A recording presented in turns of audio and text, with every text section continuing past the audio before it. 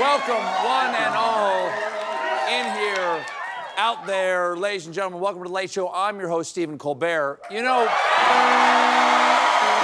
feeling is mutual.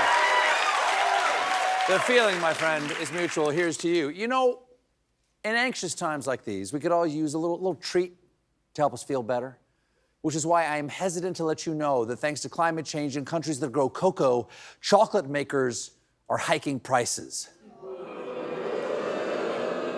Oh, but Stephen, you can still buy white chocolate. Sure.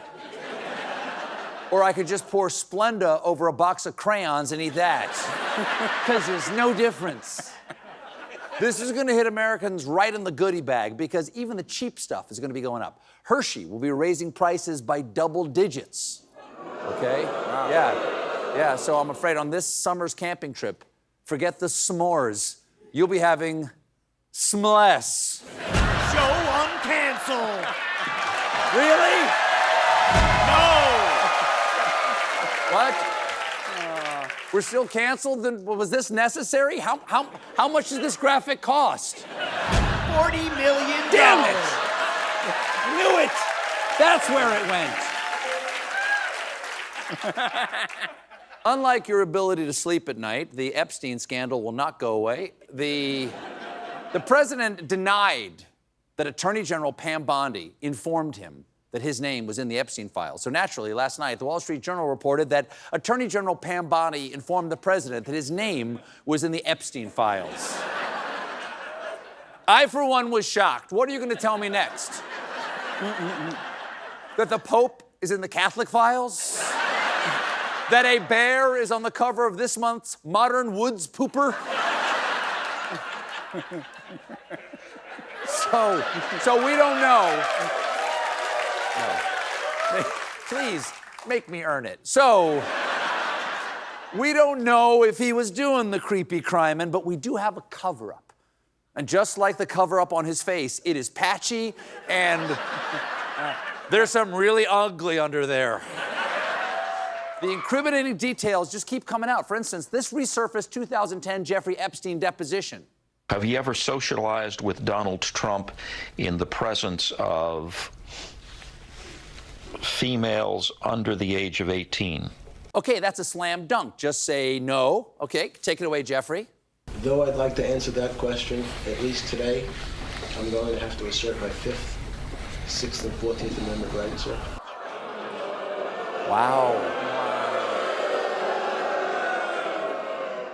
Not a great sign when the pedophile is being asked if you're doing a pervert ride-along, and their response is, I'd like to invoke the entire Constitution, the Magna Carta, the Napoleonic Code, and just to cover my bases, let's throw in the entire Cheesecake Factory menu. Just whatever. Wow.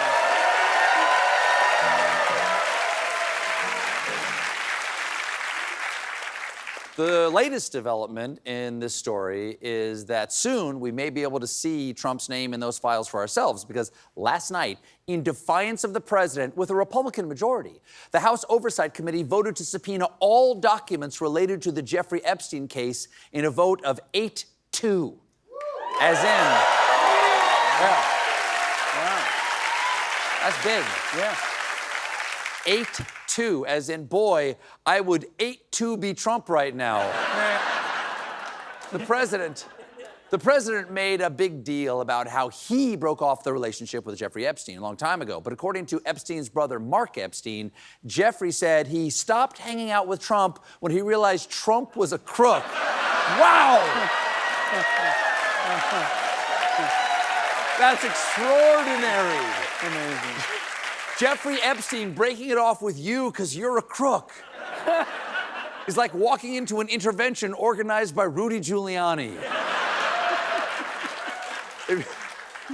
Mark Epstein, the brother, also sat down with CNN and explained just how close his brother and Trump were. They were good friends. It's documented that Donald flew on Jeff's plane a number of times. I don't know if they ever checked, but I know Jeff flew on Donald's plane. Right, I keep forgetting. In all of this, Trump had his own plane. If you have your own plane, why would you ever hitch a ride with a sex creep? Okay, kids, road trip. Should we take the station wagon or should we hop into that unmarked van that's been idling outside the water park? I mean, the spray paint on the side says it's got candy. Epstein's brother had a couple of details about just what a dirtbag Trump was, including this one. I was talking to Jeffrey, and he told me that he was talking to Donald, and he asked Donald, how come you sleep with so many married women? And Donald's answer was, because it's so wrong. Exactly. No, those are exactly the ethics you want in a president. I mean, who could forget when Ronald Reagan said this? Mr. Gorbachev, I banged your wife.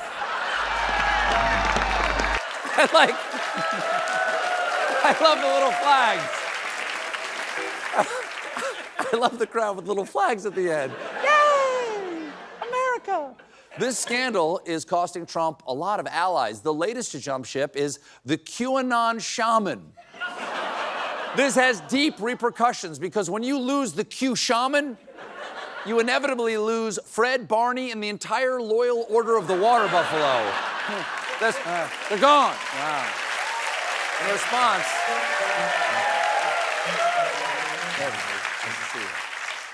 in response to a photo of Trump on social media, the shaman wrote, "This stupid piece of what a fraud." Wow. Now, listen, I don't agree what this man has said and done in the past, but now that he has posted this, I just want to say, Mr. Shaman, a toast to you. A toast to you. Let's see what else he wrote about this administration. Special Presidential Envoy Richard Grenell possesses the ability to bite people and inject them with venom that allows those subjected to the venom to become under a hypnotic spell. Just get that back in there. Just get that back in there. Very careful with that. Take your time. No need to rush. There you go.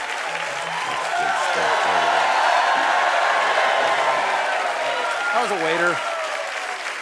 Save that for later, maybe. The one person who might know the truth about Trump's relationship with Epstein is former Epstein girlfriend and member of Sgt. Pepper's Lonely Sex Traffickers Band, Ghislaine Maxwell. Maxwell was convicted of, too late, Maxwell was convicted of grooming victims on behalf of Epstein back in 2022 and was sentenced to 20 years in prison, and she's suddenly a very popular lady.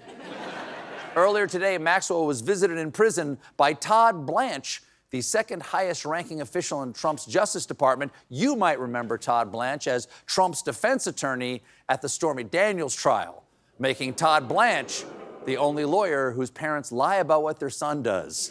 Oh, Todd, he is a DJ. And we're very proud of the scritch-a-scritch. And as he tries to outrun the vengeful ghost of Jeffrey Epstein, Trump's got a packed presidential schedule. Yesterday, he signed 3 executive orders related to AI, one of which says the federal government should be hesitant to regulate AI models in the private marketplace. And I completely agree with him on this one, because if the government interfered with private AI, innovators at South Park wouldn't be able to make important videos like this one. It is a message of hope.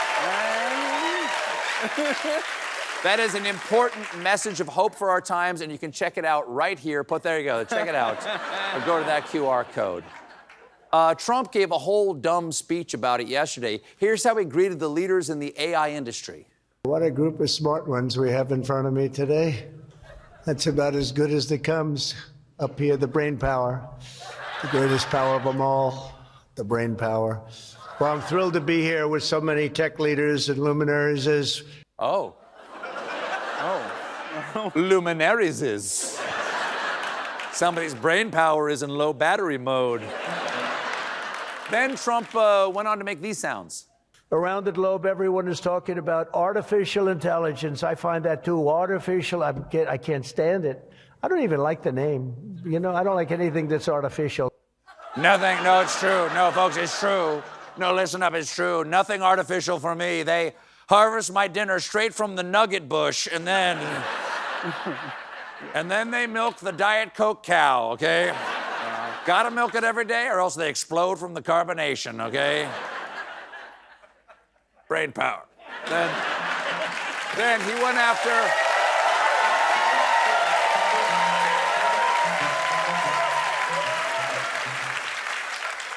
Then he went after the woke.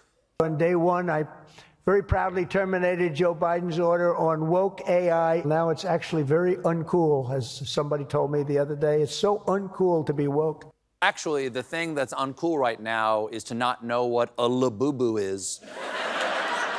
Of course, I totally know what a labubu is. That's why I will not be explaining it right now.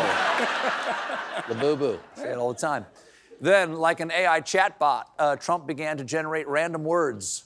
We're going to make this industry absolutely the top because right now it's a beautiful baby that's born. We have to grow that baby and let that baby thrive. We can't stop it. We can't stop it. Totally normal way to talk about baby. That's why they sell those balloons that say, it's a boy, and you can't stop it, you can't stop it. We got a great show for you tonight. My guest is Pennsylvania Governor Josh Shapiro. But when we come back, it's time for basketball, baby. Join us.